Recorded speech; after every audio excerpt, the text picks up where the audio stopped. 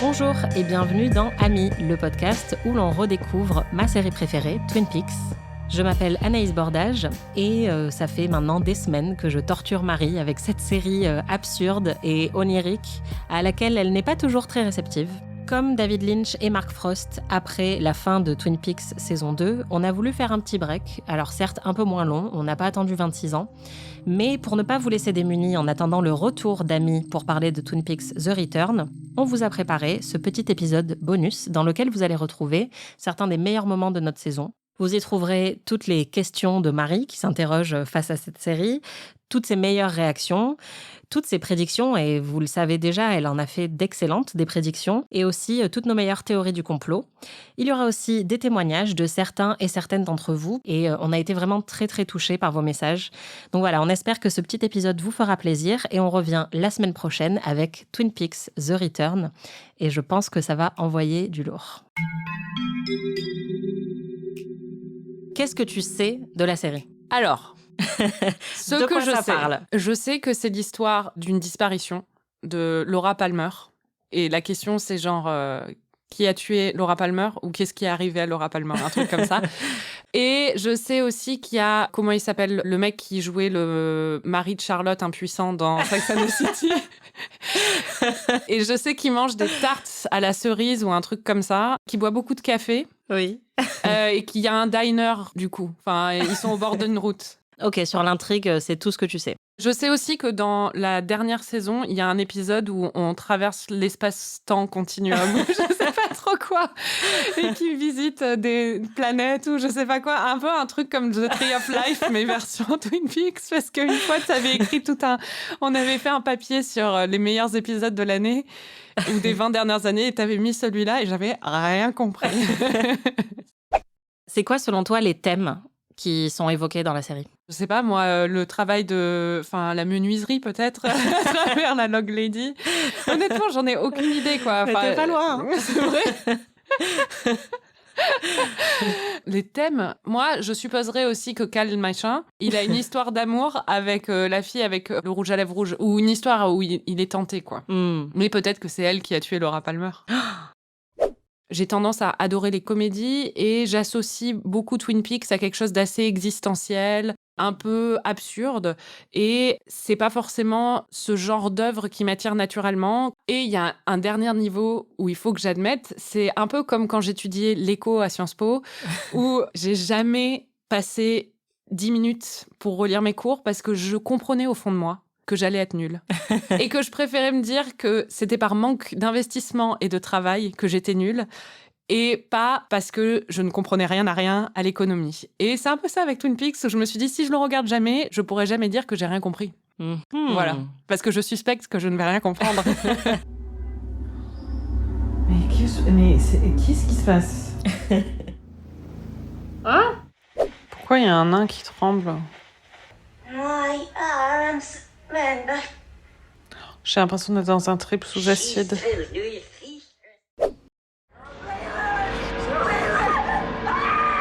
Mais what the fuck ? Oh, mais c'est quoi ce truc ? Mais c'est quoi ce délire ? Oh là là. Qu'est-ce qui vient de se passer ? Ah non. J'ai des questions. Si Merci, c'est ça ta prochaine question, j'ai des questions. Vas-y, fais tes questions. C'est bien, j'ai même plus à parler, en fait. Elle est en pilote automatique. Vas-y, je vais me faire une petite sieste et puis tu me réveilles à la fin. Est-ce qu'il y a qu'un seul psy dans cette ville ? Oui, et malheureusement pour eux, c'est Dr Jacobi. Bon, il y a personne pour débrancher Léo. Franchement, je ne comprends pas que personne n'y pense, quoi. C'est tellement facile. C'est juste une prise. C'est clair. Et on serait débarrassé. Pourquoi est-ce qu'ils boivent tous du lait le soir avant de dormir ? Est-ce qu'ils ont tous 8 ans ? Et comment est-ce que leur système digestif tolère une telle agression, en fait ? Comment est-ce que Cooper connaît le goût du laxatif pour bébé ? Parce qu'il le reconnaît. Et aussi, Il prend quand même beaucoup de laxatifs pour bébé. Oui, il en prend beaucoup. Et je me suis dit, quel effet ça a eu Qu'est-ce qui s'est passé dans les scènes suivantes? Parce que je sais qu'en même temps, c'est pour bébé, donc le dosage est plus bas, mais je pense que, bon, s'il était constipé, il est plus, quoi. Elle a combien de nuisettes en satin, Josie? Énormément. Pas assez. On sent la division homme-femme sur cette question. C'est quoi tous ces gens qui tombent amoureux au bout de 48 heures? En vrai, moi, je tombe amoureuse toutes les 48 heures. Oui, c'est vrai. Mais ça, c'est un autre problème, Anaïs. Quel produit de nettoyage est-ce que Leland utilise pour nettoyer sa moquette? Parce que c'est hyper efficace. C'est vrai. Franchement, il n'y a plus une trace du meurtre. La nonne, quand elle sort du couvent, elle va demander un cocktail et on lui fait un rum and tonic. Vraiment, ils veulent qu'elle retourne dans son couvent, en fait. Ils veulent la traumatiser à vie. C'est pas une question, mais... Ah oui, non, c'est vrai. Et ils lui font un rum and tonic. Voilà. J'ai mis « Où est Diane ?» Qui est Diane? Et Diane? Est-ce qu'elle existe vraiment, Diane? Il y a deux choses que j'avais jamais remarquées avant que tu me les fasses remarquer. C'est le satin et le lait. Ah, c'est vrai? Et maintenant, je vois que ça, en fait. Ouais. Une petite obsession. Ouais. Je pense que Josie, elle va pas faire long feu. Pourquoi? Parce qu'elle est un peu menacée par Catherine et par Horn, et qu'elle suspecte qu'ils se sont peut-être débarrassés de son mari, son défunt mari. Surtout, le shérif lui a promis qu'il ne lui arriverait rien, et en règle générale, quand tu promets ça, il arrive forcément quelque chose. Donc, je m'attends à ce qu'il lui arrive quelque chose de pas très bien. Tu as plein de suspects, mais à ton avis, si tu devais parier de l'argent dessus, qui a tué Laura Palmer? Moi, je vais aller très loin, je vais dire le père de Donna. Après, ça peut être son père à elle aussi, parce que souvent, dans les affaires comme ça, c'est souvent quelqu'un de très proche de la famille. Moi, j'ai une théorie qui est un peu folle. Ce qui se passe dans cet épisode, quand même, c'est que Leland tue Jacques Renaud, et d'une façon assez méthodique. Ce que je me demande, c'est qu'on voit quand même une grosse violence de la part de Leland, qui est compréhensible, encore une fois, parce que c'est un père qui vient de perdre sa fille. Je me demande si, peut-être, il n'avait pas surpris Laura dans ses activités illicites, et si peut-être ça l'a pas rendu un peu fou, et si peut-être il n'a pas tué lui-même sa fille. Leland qui reconnaît Bob, entre parenthèses, Fight Club, point d'interrogation, parce que ma théorie maintenant, c'est qu'en fait, Bob, c'est un peu le Brad Pitt de Edward Norton dans Fight Club, et Edward Norton, c'est Leland, tu vois. J'aime beaucoup Leland, même si je le suspecte d'avoir tué sa fille, mais... Mais à part ça, on l'aime bien. L'ouverture de l'épisode 4, on entend des bruits de train, des cris, et les mots Leland et Daddy. Et c'est de la perspective de Leland. Ce qui, encore une fois, est assez intriguant, sachant que Laura a été tuée sur un train. Laura, elle avait beaucoup de problèmes. Tu te demandes d'où ça vient quand même, parce que normalement, elle a des parents qui ont l'air assez équilibrés. Ce qui confirme encore ma théorie de Leland, il y a quelque chose... Ouais, c'est pas net. Marie, notre novice de Twin Peaks, a réussi à résoudre le meurtre avant l'agent Cooper. Ouais, l'agent Cooper, elle n'a toujours pas résolu. Donc... c'est ça, donc c'est avant, techniquement. J'étais hyper enthousiaste et très fière de moi. J'avais raison.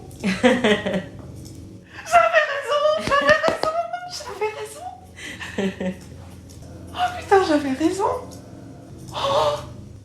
Qu'est-ce que ça t'a fait d'être amie avec quelqu'un qui a compris très très tôt? C'était hyper saoulant. Même quand elle donne des réponses au pif, Marie résout aisément les mystères de Twin Peaks, puisque la semaine dernière, je t'ai demandé, à ton avis, qui était M.T. Wentz, le critique gastronomique anonyme, et t'as répondu totalement au pif, et tu avais raison. Est-ce que tu as une théorie sur qui est le critique gastronomique? Parce qu'on pensait que c'était Monsieur Tojamura, mais Monsieur Tojamura, c'est Catherine, donc... Je sais pas, moi, j'ai pas réfléchi. Ah, c'est la mère de Norma, allez. Oui, ce qui est drôle en plus, c'est que comme c'était tellement au pif, que quand j'ai regardé l'épisode et que c'est révélé, je me suis dit, tiens, je crois que j'ai dit ça, mais je suis pas sûre. Du coup, je t'ai appelée, j'étais là, est-ce que j'ai dit ça? T'étais là, oui, connasse, j'en peux plus, tu as dit ça. Non, mais sérieusement, toute la beauté de Twin Peaks, c'est qu'il y a des mystères, et il n'y a plus aucun mystère avec Marie, ça me saoule, elle est surprise par rien, quoi. Ça t'énerve quand je devine, hein? Ouais. Mais en fait, ça m'énerve, mais je pense que c'est surtout, au final, je suis déçue parce que je pensais que tu serais beaucoup plus surprise par plein de choses dans la série, et au final, pour l'instant, t'as toujours un peu un pas d'avance sur la série, et je trouve que c'est remarquable, c'est vraiment impressionnant.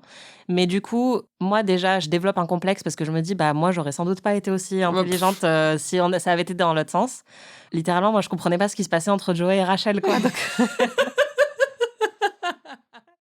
Et il y a un autre rebondissement que tu as deviné, cette fois-ci in extremis, mais quand même bravo. Un épisode plus tôt, hein. C'est l'identité de Monsieur Tojamura, qui manigance quelque chose avec Ben et qui ensuite croise Pete. Donc, c'est effectivement les personnages qui sont toujours très proches de Catherine avant Oui, qu'elle mais c'était avant qu'il croise Pete, donc j'ai plus de mérite. Merci.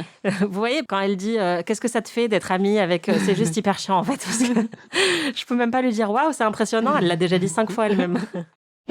Il n'y a pas que Marie qui est très forte pour prédire des choses. Parce que moi aussi, dans l'enregistrement de la semaine dernière, j'ai prédit quelque chose sans le savoir.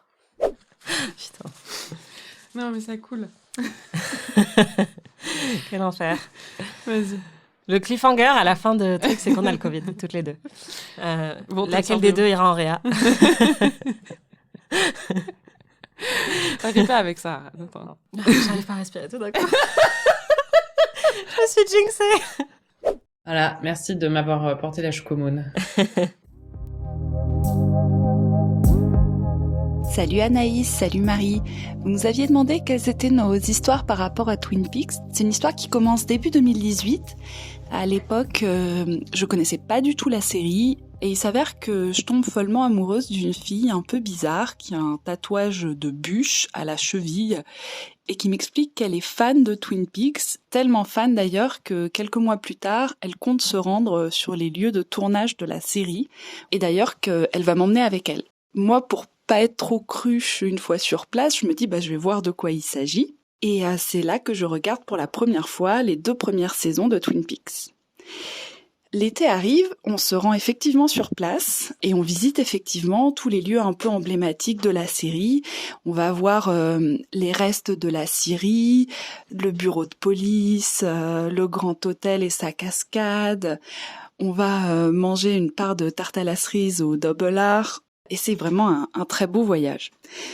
Donc la suite de cette histoire, c'est que on est 4 ans plus tard et je suis toujours dingue de la même fille, sauf que maintenant on habite ensemble dans une petite région de France qui ressemble un peu à Twin Peaks. Enfin, j'espère sans la Black Lodge dans la forêt quand même, j'espère. Et du coup, on vous suit déjà depuis la première saison avec Friends, mais là quand on a vu que vous alliez faire une nouvelle saison avec Twin Peaks, vous imaginez qu'on était très contente. Donc maintenant, notre plaisir du soir, c'est de visionner les épisodes en même temps que vous, écouter le podcast chacune de notre côté, et ensuite on se débriefe ensemble ce qu'on a entendu. Donc on fait du ami de ami. Voilà, c'est notre petit plaisir du moment. Et je voulais vous dire merci de parler de cette série, de continuer à faire vivre un peu le culte autour de Twin Peaks, parce que du coup, à chaque fois que j'en entends parler, ça me fait penser à la femme que j'aime, et puis voilà, ça me rend heureuse. Et maintenant, j'ai très hâte que vous attaquiez la suite. J'ai très envie de voir qu'est-ce que vous allez en dire. Même si j'avoue que j'ai un peu peur pour Marie. Vraiment, j'ai un peu peur de ses réactions. Je croise les doigts. Mais voilà, j'espère que vous allez vous amuser autant que nous. Et puis, bonne continuation. Au début, tu disais que tu ne comprenais pas du tout le sex appeal de Cooper. Je pense que tu as un peu changé de point de vue sur la question, non? J'ai totalement changé de point de vue. Non, mais c'est vrai, j'ai l'impression d'avoir fait un lavage de cerveau, cette série. Bon, j'avoue, maintenant, je le trouve beau, en fait. Non, ça y est. Tu me mets un mec moral, je peux pas résister, en fait. Ouais. Au début, je le trouvais pas repoussant, mais... Presque. Ouais, presque. Et là, je le trouve extrêmement attirant. Même s'il a toujours un petit côté un peu très jeune, qui rompt un peu son charme, mais quand même, déjà son côté un peu gentleman, enfin, ça fait très tradit de dire ça, mais vraiment, il a un côté où il respecte et où justement, il est assez moral, disons. Et ça, je trouve ça extrêmement séduisant. À un moment, je crois qu'il est en Marcel et on voit ses bras un peu quand il dort, ou un truc comme ça. Et j'étais mais en même temps, son visage, c'est vraiment pas mon type, quoi, du tout. Mais c'est vrai qu'il a un certain charme. Enfin, vraiment, Kyle MacLachlan, là, je suis amoureuse. Ah. Cooper torse nu, ouba.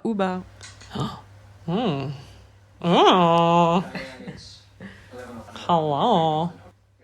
J'aime tellement Dale Cooper. Comme Audrey, je pense que le seul défaut qu'a Cooper, c'est qu'il est parfait. L'agent Cooper et Audrey, toutes leurs scènes ensemble, c'est un bonheur. Je dois dire que c'est la seule chose qui me nourrit, qui nourrit mon âme et nourrit mon cœur en ce moment. J'espère juste qu'il va se passer énormément de tensions sexuelles entre Cooper et Audrey. Maintenant, c'est tout ce qui compte pour moi. Oh mon Dieu. Vraiment, c'est tout ce qui compte pour moi. Et pas seulement dans la série, dans la vie aussi.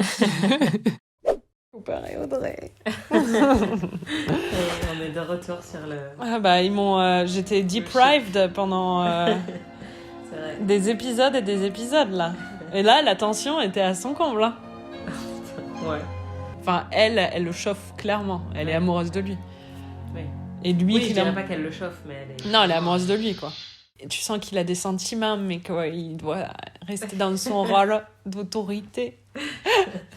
Bon, clairement, je suis dans une réalité parallèle où, en fait, Twin Peaks, Il se passe rien dans cette scène, c'est vraiment genre la surinterprétation de ouf. Twin Peaks, c'est en fait un roman d'amour que je m'invente entre Cooper et Audrey.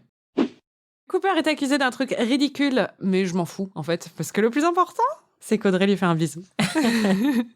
Voilà, c'est la seule intrigue qui m'intéresse. Je m'en doutais.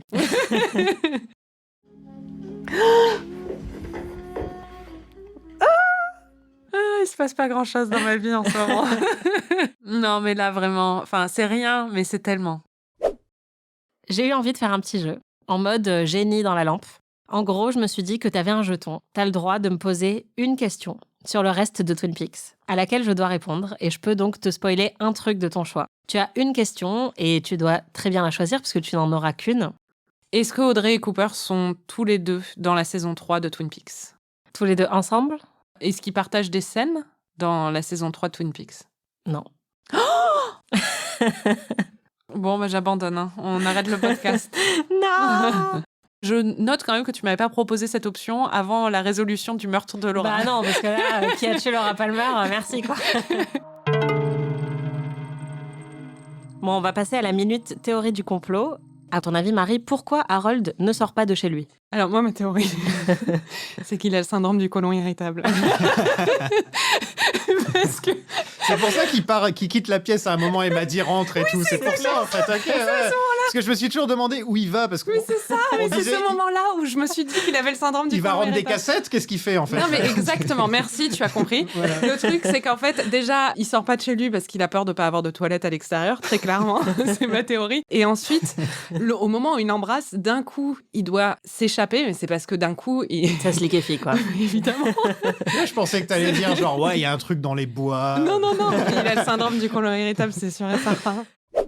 Que murmure Mike à l'oreille de Bobby? À un moment, ils sont en train de discuter tous les deux et Bobby lui dit qu'il comprend pas trop pourquoi Mike est en couple avec Nadine. Il lui dit « Je comprends pas ton intérêt soudain pour les fossiles ». Et Mike, pour lui fermer le clapet, lui murmure quelque chose à l'oreille. Et la réaction de Bobby, c'est qu'il hurle en entendant ce que Mike lui a dit. Donc, quelle est ta théorie du complot, Marie? Qu'est-ce que Mike a murmuré à l'oreille de Bobby? Peut-être qu'elle peut tenir beaucoup plus longtemps à quatre pattes.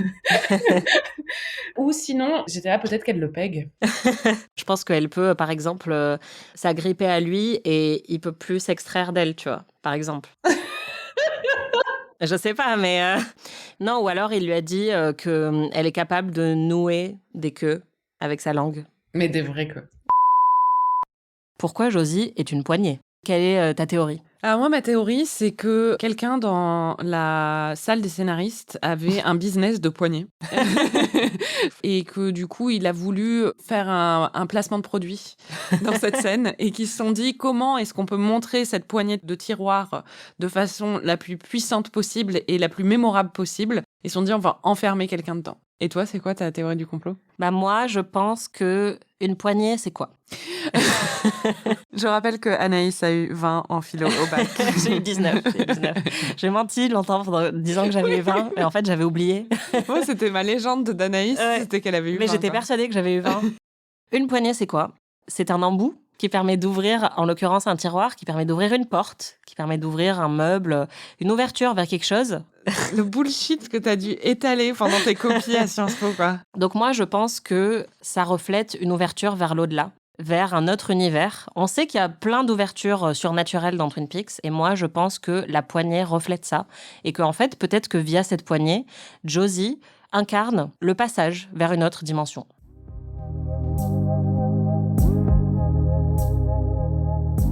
Un jour, je me nomme Nicolas. Merci à Anaïs et Marie pour leur formidable podcast sur Twin Peaks.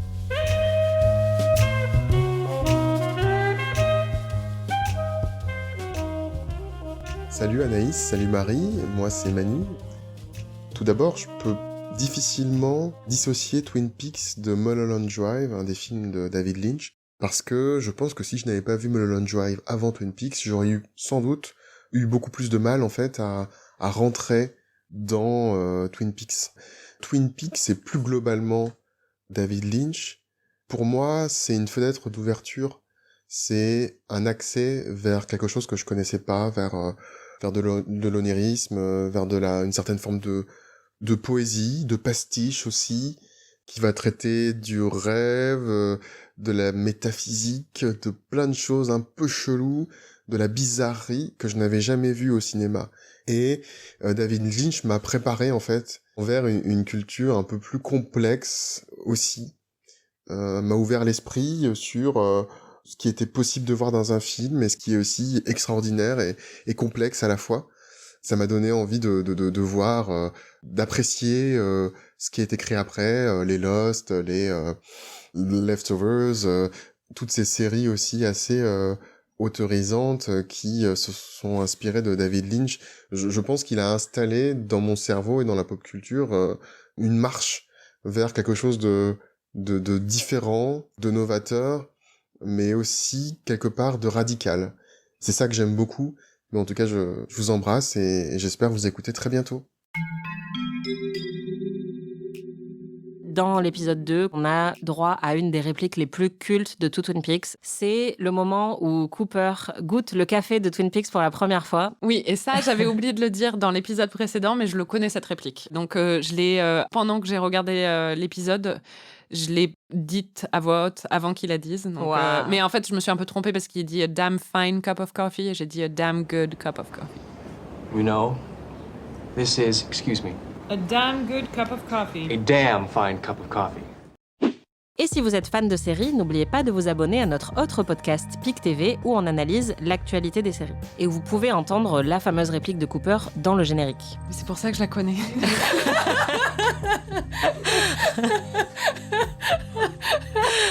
Oh putain. Ça fait 2 ans que je l'entends en fait. Ok. Ça a mis du temps à monter au cerveau. Qui est ton MVP cette semaine, Marie ? Alors, mon MVP, c'est une dame qui apparaît dans Invitation to Love, dans une scène. Et en fait, elle est en train de toucher la tête d'un homme qui a les cheveux gominés. Elle le caresse et elle regarde sa main, qui doit être pleine du produit gras de ses cheveux gominés. Et elle a une mine de dégoût. Et après, elle continue à le caresser et elle s'essuie un peu sur lui. Et j'ai trouvé que c'était un moment génial parce que c'est tellement une petite touche en fait que tu peux louper très vite si tu regardes sans prêter trop attention. Et en même temps, c'est vraiment brillant quoi parce que c'est pas du tout un truc que tu verrais vraiment dans un soap opéra. Donc il y a un petit décalage et c'est très marrant. Enfin vraiment, ça c'était ma MVP, c'est elle quoi.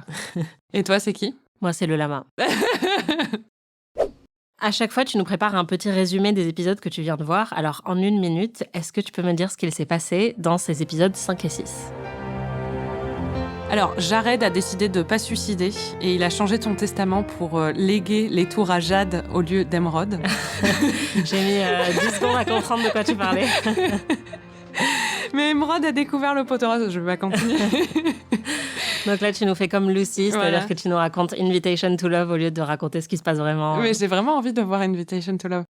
Pour se faire embaucher au One Night Jacks, le truc c'est que la patronne Blackie est pas hyper convaincue par les atouts de séductrice d'Audrey et donc Audrey doit la convaincre de l'embaucher et pour ça, elle sort son tour spécial qui est de nouer une tige de cerise avec sa langue. Je comprends pas pourquoi c'est censé être sexy de nouer une tige de cerise avec sa langue, mais déjà elle a l'air conne quand elle comprend. Le visage de travers quand elle le fait. Non mais explique-moi parce que c'est juste parce qu'elle est douée avec sa langue en fait. Bah oui. Mais enfin, t'as pas besoin. Enfin, je sais pas. C'est vraiment le niveau ultime. Bah oui, mais ça montre juste qu'elle a un niveau ultime de maîtrise de sa langue. Waouh, c'est le test ultime. Je vais essayer de le faire. Qui est la meuf la plus bonne, quoi. C'est ça. Waouh, si c'est comme ça qu'on évalue les meufs. Il y a un moment, c'était drôle parce qu'il y avait Audrey qui faisait Daddy, et Anaïs qui dit c'est moi avec tous mes mecs. Pourquoi est-ce que tout le monde a des daddy issues dans cette série ? On dirait une soirée chez Hugh Hefner. Qu'est-il arrivé à couper... C'est vrai. Dans la tête d'Anaïs. Donc c'est vraiment la deuxième... Heureusement que mon père parle pas anglais et n'écoute pas ses podcasts. Il y a notamment une scène qui t'a traumatisée dans cet épisode, c'est le dîner de l'enfer où Leland et Sarah sont invités chez les Hayward. C'est le meurtrier. Voilà. Chez les parents de Donna. Et la petite sœur de Donna commence à jouer du piano. Les petites sœurs de Donna sont insupportables. Déjà, comment elles se la jouent ? Moi, je les adore. C'est vraiment les premières de la classe. J'ai eu 20 en maths, comme mes 2 autres sœurs. Et d'ailleurs, j'ai été élue meilleure machin. Mais pourquoi elle a besoin de faire un speech comme ça pour dire ça aux parents de la fille qui vient de mourir, quoi ? Moi, je faisais pareil. Alors, j'avais pas des parents dont la fille venait de mourir. On te laissait t'exprimer devant tout le monde lors des dîners avec des amis. Grave, je faisais des spectacles toute seule pendant que mes parents dînaient avec leurs potes. Je disais, j'ai préparé pour vous une chorégraphie. Je vais interpréter maintenant Bootylicious de Destiny's Child pour vous. Avec une chorégraphie pensée par moi-même. Oui, véridique à 100%. Sérieusement ? Et tes parents, ils te disaient pas d'arrêter ? Bah non, ils me regardaient pas. Ils continuaient à manger leur fromage, ils disaient ignorez-la, c'est pas grave. Ça explique tellement de choses. J'aime l'attention. Vous ne le savez pas, mais Marie, la garder devant un écran sans qu'elle bouge ou qu'elle regarde son portable, c'est très compliqué. Non, mais là, en plus, je gardais un chaton. Donc, j'étais très dispersée parce que je le surveillais. Voilà, à chaque fois, il se passait des trucs à l'écran et t'es là, mais oui, mais t'es trop mignon. Et vous allez entendre, ça me stressait un peu qu'elle rate des moments importants de l'épisode. T'as raté le moment où ils ont montré qui avait tué Laura Palmer.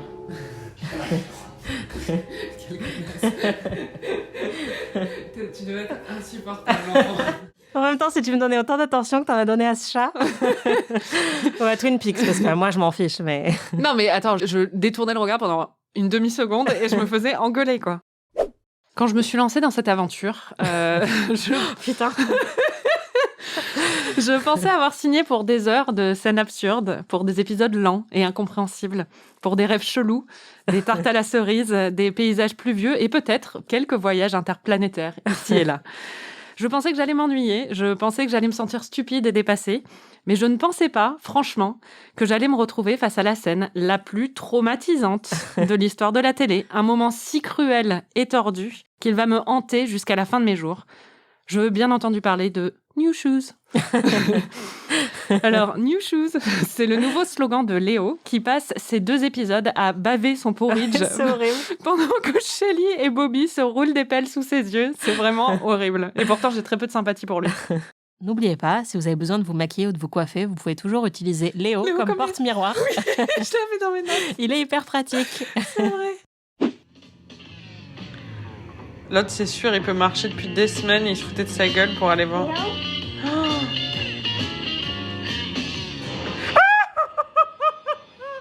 Je suis tellement contente qu'on fasse ce podcast. Franchement, j'adore t'entendre parler de Twin Peaks et te voir réagir à Twin Peaks. C'est génial. C'est un grand cadeau. Bah, j'aime beaucoup regarder Twin Peaks. On s'était dit qu'on ferait un petit Fuck, Marry, Kill, qui est un jeu qui consiste à donner 3 noms et à dire avec qui on couche, avec qui on se marie et qui on tue. Donc, il faut choisir entre 3 personnes. J'ai, si tu veux, pour toi, un Fuck, Marry, Kill édition de l'enfer. Ouais. Windham Earl, Léo pré-légumes et Léo post-légumes. Fuck Windham Earl. C'est vrai qu'il est funky, il adore les déguisements en plus. Et il va se passer des trucs, tu sais que ça va être intéressant. Kill Léo pré-légumes. Et Marie, Léo post-légumes, il y a pas de problème. Il te crache de la bouillie dessus tous les jours quand même. Mais non, mais moi, je suis pas une folle. Moi, je le mets dans un centre médicalisé et on s'occupe de lui, quoi. Enfin, tu plaisantes ou quoi? Et moi, je vis ma plus belle vie. Avec pas d'argent, comme Shelly. Bah non, parce que moi, je travaillerais, parce que je serais pas en train de m'occuper de lui. C'est vrai. Bon, édition de l'extrême. Fuck, Marry, Kill. Jean Reno, Jacques Reno, Bernard Reno. Je sais même pas qui est qui, en fait. C'est Jacques Reno qui est mort à l'hôpital, là. Ouais. Ah bah, lui, je le tue. Enfin, moi, c'est celui que j'épouse direct. Le premier, on l'a jamais connu. Je le fuck, c'est pas grave. Que tu es cavalière avec ta vie sexuelle, Marie? Bah écoute, entre les 3, il faut choisir. Et l'autre, je l'épouse parce qu'il est plein de ressources quand même. Le troisième, je sens que j'aurai une vie quand même au niveau financier. Il pourra contribuer à mon... Ah, moi, il me dégoûte. Je le tue direct, en fait. Jean Reno, c'est le pire, quoi. Jacques Renault was tended bar. Jacques Renault. Not Jacques Renault. Bring the boys. You can have the body all day tomorrow. How much does Jacques pay you to be the mule? Jacques don't pay me nothing. I'm no mule. So that ounce you. I am French. I speak like this. That's right. Ok, Marie Schwarzenegger. Blackie est associé avec un troisième Renault qui est Jean Reno. Franchement, c'est la québécoise la plus malfaisante de l'histoire, quoi. Enfin, c'est vraiment prolifique et malfaisante, quoi. C'est incroyable. Les frères Renault, donc là, il y en a un troisième. Jean Renault. Is he the father? Il y a Bernard. Il y a Jean. Is he the papa de Jacques et Bernard? Il n'est pas le papa. Tu sais, après, plus tard, il y aura aussi Jean-Paul et Jean-Pierre. C'est vrai? Non. Pour citer le grand Jean Reno, everything gonna to be fine.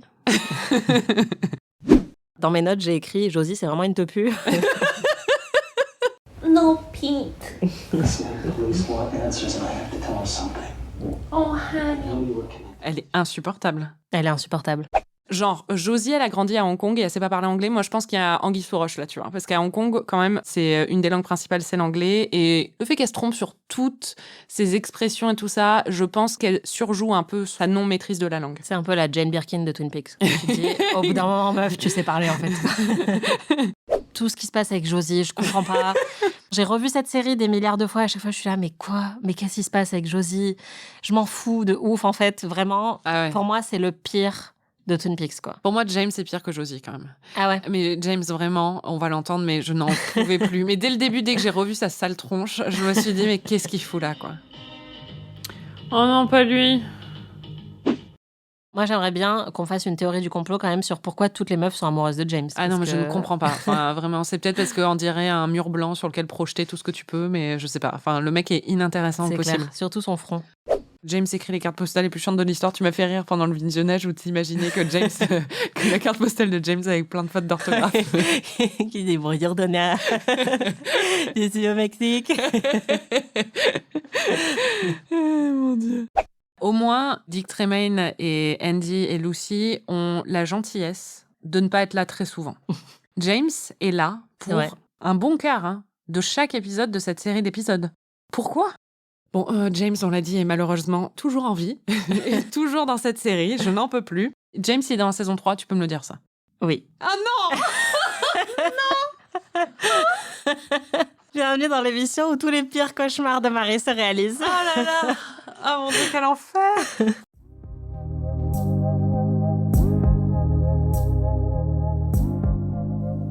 Bonjour Marie et Anaïs, je vous fais ce petit vocal suite à votre dernier épisode sur le podcast Amis que je dévore toutes les semaines, surtout depuis que vous faites la série sur Twin Peaks, parce que pour moi, Twin Peaks c'est plus qu'une série, c'est une religion, c'est ce que je dis à tout mon entourage, ils en peuvent plus de moi.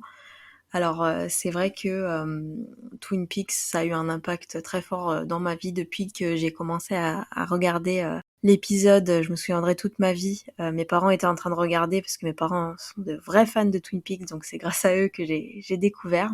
Alors c'est l'épisode où Andy est au téléphone, il est sur la scène de crime, il est en train de pleurer et j'ai tout de suite été attachée à l'ambiance, à la bande originale, à l'histoire. C'est vrai que j'étais très jeune à ce moment-là, je sais plus quel âge j'avais peut-être 11-12 ans. Et en fait, je suis restée derrière le canapé à regarder la série avec eux, debout. En fait, j'étais complètement fascinée, je ne saurais pas l'expliquer. J'étais complètement fascinée, et puis après, les épisodes se sont enchaînés, et je les ai dévorés. C'est vrai que je suis une grande fan de café aussi, donc comme vous le savez, c'est une religion dans Twin Peaks, le café bien noir. Et mon plus grand rêve, c'est de visiter les lieux du tournage, donc j'espère le faire avant ma mort.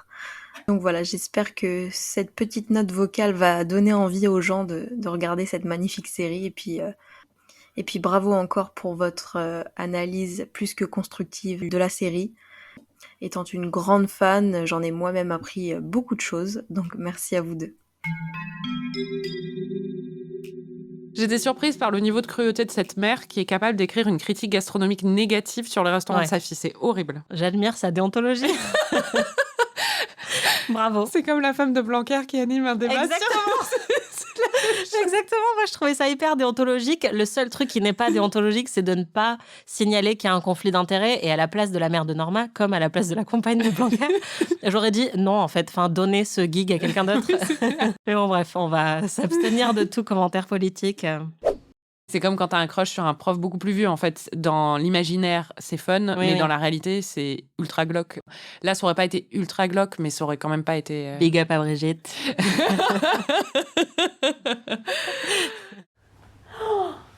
Elles sont demi-sœurs. Zarma, elles sont demi-sœurs. Il y a l'accent pied noir de ma grand-mère qui est remonté là. Ça, Twin Peaks, si je mens.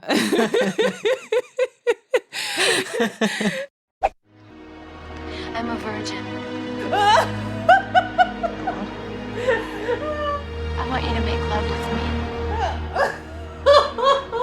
No. It's your jet. What the fuck? Mais enfin. Mais qu'est-ce qui se passe? Mais ça va pas. I'm a virgin. Oh non.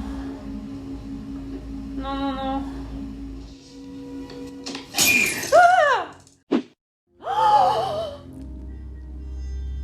Il y a David Bowie?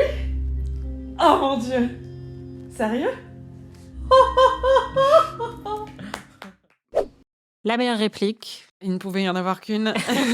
Dans la scène où James et Laura s'embrassent. Elle lui dit « Je suis déjà très loin, comme une dinde dans un champ de maïs. » Voilà, donc déjà l'analogie de merde. Et lui, il lui dit « Mais non, t'es pas une dinde. » Et elle dit « Mais c'est un animal très bête » ou un truc comme ça. Et il lui dit « Non, non. » Et elle lui dit « Gobble, gobble. » Ce qui en anglais est l'onomatopée pour le bruit de la dinde. Je sais même pas ce que c'est en français, en fait. C'est juste qu'en anglais, tu le sais parce que c'est tout un Thanksgiving.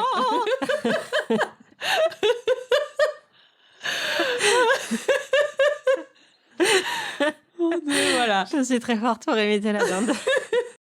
On a des extraterrestres, on a peut-être des vampires, on a des hiboux maléfiques, une bûche qui parle, et maintenant une femme bionique. C'est vrai que ça fait beaucoup. Où est-ce qu'on s'arrête, quoi?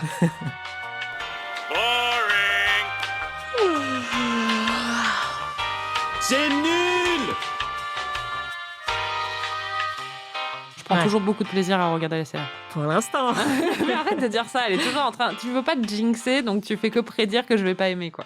Ah bah écoute, si tu adores ce qui arrive, j'en serais ravie. On est dans le pire du pire du pire de Twin Peaks. Mais ça continue dans le pire du pire du pire. J'en peux plus, là. Je te laisse la surprise. Du coup, j'ai une triste nouvelle à vous annoncer, les amis. Je veux qu'on arrête le podcast, Alice. J'en ai marre. C'est my breaking point. Je me dis, c'est peut-être un exercice artistique aussi, ou une espèce de performance un peu absurde où ils essaient d'atteindre le truc le plus nul possible et que ça deviendra tellement nul que ça en deviendra beau, tu vois. On va rester sur cette théorie. Ça rendra tout le reste plus facile. Voilà. Non mais sur quelle planète est-ce que c'est considéré comme intéressant? Où est-ce que, quand, pourquoi? Ils avaient vraiment besoin de meubler, hein. On s'emmerde un peu quand même dans cet épisode, hein. Oh non. Oh non. J'aime pas. Je veux que ça s'arrête. C'est... Rasera, comme disent... Mais...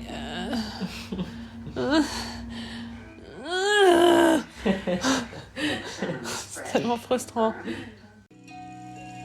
Oh là là.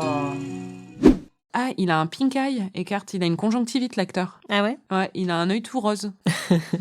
Comme s'il manquait plus que ça, quoi. Franchement, quoi. Déjà, les épisodes sont à chier. Mais du coup, je voulais te demander, est-ce que tu aimes encore la série ou tu n'aimes plus Twin Peaks? Je parlerai pas en termes d'absolu comme ça, est-ce que j'aime ou pas quelque chose. Ok, Edouard Baird. J'allais dire, c'est ça qui est drôle. Moi, je me laisse porter par le flow, par la vibe, tu vois. Toi, t'es une Californienne, quoi. Non, mais je pense que je suis un peu comme David Lynch, tu vois. Je me laisse porter par les sensations. Et là, en l'occurrence, c'est des sensations désagréables depuis quelques épisodes. Mais tu vois, je sais pas, Je prête pas trop attention à la logique. Parfois, je me demande comment ça fonctionne dans ton cerveau. Est-ce que c'est abstrait? Est-ce que c'est comme jeter des trucs sur un mur, tu vois, un peu comme du Pollock, du Jackson Pollock? Alors que moi, c'est un fichier Excel, quoi. Il y a un truc que j'ai lu sur un forum de fans aussi de l'époque où une meuf avait dit les qualités qu'il fallait pour apprécier Twin Peaks. Et ça m'a trop fait rire quand je l'ai lu parce que je me suis dit on dirait la description inverse de Marie. Je sens que je vais être hyper flattée, vas-y. Non, alors le premier truc que tu as, clairement, elle dit c'est une bonne mémoire pour les détails. Oui, bon, ça tu l'as. Moi, pas du tout. Et après, elle dit une autre chose qui est nécessaire, c'est une capacité de concentration sur la durée. Et enfin, une tolérance à la frustration et la capacité à attendre pour obtenir satisfaction. Tous les gens qui regardent Twin Peaks devraient avoir une Anaïs avec eux pour comprendre ce qui se passe et atteindre le niveau supérieur.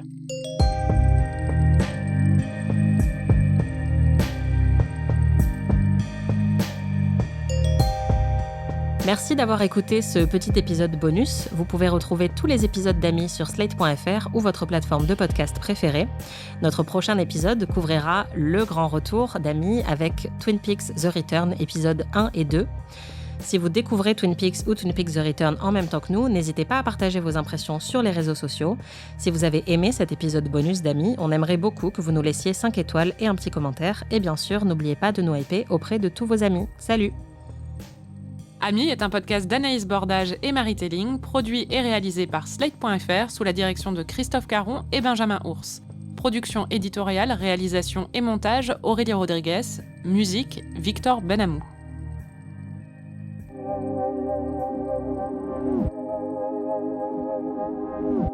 Marie, quand on regardait la saison 2 de Twin Peaks, on avait invité Sofiane du podcast Lynchplaining pour discuter avec nous et je lui ai parlé un petit peu en ton absence et tu vas l'entendre, il était comme moi très impressionné par tes qualités de détective.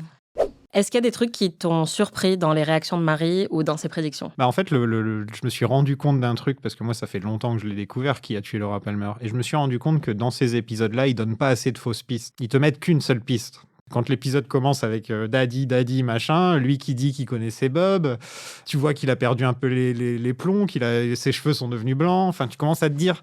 Ok, ouais, c'est soit lui, et tu dis, mais qui d'autre? Mais elle est impressionnante quand même dans ses prédictions, hein, parce que c'est vrai que là, en voyant les épisodes, je me dis, bon, bah oui, ça devient de plus en plus évident que c'est Leland, mais honnêtement, ça fait quand même longtemps qu'elle a émis pour la première fois l'hypothèse que ça serait Leland, et franchement, quand elle en a parlé, je me suis recroquevillée sur mon siège, j'étais là, oh putain, comment elle a fait, quoi. Elle a tout de suite trouvé que il est très certainement possédé par Bob, enfin, elle pense que c'est de la folie, mais bon, elle est pas très loin. Moi, j'en ai un peu marre qu'on dise qu'il y avait plein d'indices et qu'ils n'avaient pas mis assez de fausses pistes parce que je pense que juste j'étais très très douée. Il y avait plein d'indices. Évidemment qu'il y avait plein personne au monde à avoir découvert. Oui, il y avait plein d'indices. Je lui ai aussi demandé quel était, selon lui, le moment le plus clivant de Twin Peaks. Just You, c'est déjà passé? Ouais, c'est déjà passé. Ok, bon, il y a Just You déjà qui est quand même assez... Oh non, mais vraiment, le mec qui se met à jouer de la guitare pour séduire des meufs.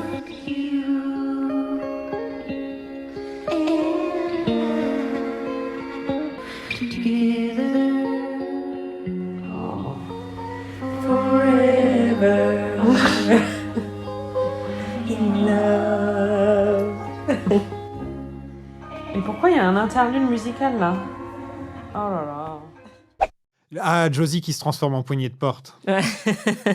Je pense qu'on ne peut pas faire mieux que Josie qui se transforme en poignée de porte. C'est clair. Enfin, en poignée de tiroir. Ouais. En fait, ce qui est marrant, c'est que elle est hyper pragmatique. En fait, Marie de base, c'est pas du tout son univers. Pas très onirique. Moi, je découvre qu'en fait, elle est hyper cliente de ce genre de truc, alors qu'à la base, je pensais qu'elle allait détester, et je pense quand même qu'elle va détester tous les épisodes de merde de la saison 2. Mais globalement, je suis très surprise par son appréciation et justement toutes ses analyses et le fait qu'elle est rentrée à fond dans la série, même si on sait que c'est une excellente série. Enfin. Comme moi, je me dis, je suis pas objective parce que je suis une fan de Lynch. Ouais. Donc parfois, j'ai du mal à me dire qu'une personne totalement extérieure à cet univers pourrait rentrer dedans. Et en fait, là, on a la preuve que... Oui, bien sûr, mais il faut tout de même un petit peu prendre la main de la personne. Enfin, souvent avec Twin Peaks, c'est un peu ça. Moi, je pense que je suis assez onirique. Je veux dire juste ça. Hein. Je peux être très onirique, d'accord Par exemple, je sais pas, Je fais des rêves la nuit. Je fais des rêves la nuit qui sont très oniriques. Et puis voilà. Le discours de dire que je découvre un nouveau cinéma ou des choses comme ça, je pense que quand quelque chose est bien fait et bien écrit et bien réalisé et que c'est du bon cinéma ou de la bonne télé, que ce soit mon univers, un univers vers lequel je serais attirée naturellement ou pas, ça ne change pas. C'est-à-dire que je vais quand même apprécier quelque chose à sa juste valeur et c'est ce que j'ai aimé chez Twin Peaks. Après, Oui, c'est vrai que ce qui m'a surprise, c'est qu'il y avait des choses qui me parlaient. C'est l'humour qui me parlait, en fait, parce que si je suis pas du tout sensible à tout ce qui est sombre ou des choses comme ça, j'ai tendance à être très ouverte au niveau des différentes formes d'humour qui me parlent et qui me font rire. Aussi bien les trucs absurdes que dark ou que des trucs physiques. J'aime beaucoup rire, en fait, donc je suis cliente surtout. Et donc, je pense que c'est ça qui m'a beaucoup plu dans Twin Peaks. J'aime beaucoup aussi les trucs esthétiquement plaisants. Et je trouvais ça très esthétiquement plaisant à la base. Et c'est ça qui m'a plu aussi dedans. Je pense que c'est une bonne série, donc forcément, j'ai bien aimé. Et enfin, je lui ai demandé ce qu'il imaginait pour ton futur visionnage. Eh ben, j'ai envie de dire, si t'aimes pas James, là, comment dire une fois que James va monter sur sa moto, je vais te dire que là, accroche-toi, quoi. D'ailleurs, quand on avait fait Lynch Planning, on avait fait donc la saison 2, on faisait 2 épisodes par 2 épisodes comme vous faites, et on passait tous les passages de James. Ah ouais, carrément. Oui, c'est à ma demande. J'ai dit, on fait pas James. Et ouais. en fait, tu calcules que James, il est pas du tout relié au plot de la saison 2 d'aucune manière. Pas du tout. Ouais. Et donc, tu peux complètement enlever tout ce qui se passe avec Evelyn, les machins, les bidules, tu t'enlèves tout et il y a aucune différence dans l'histoire. C'est vrai, mais il faut pas dire ça à Marie parce que sinon, on va clairement pas regarder toutes ces scènes-là. Ça confirme ma théorie selon laquelle James est le scénariste de la deuxième moitié de la saison 2. C'est clair.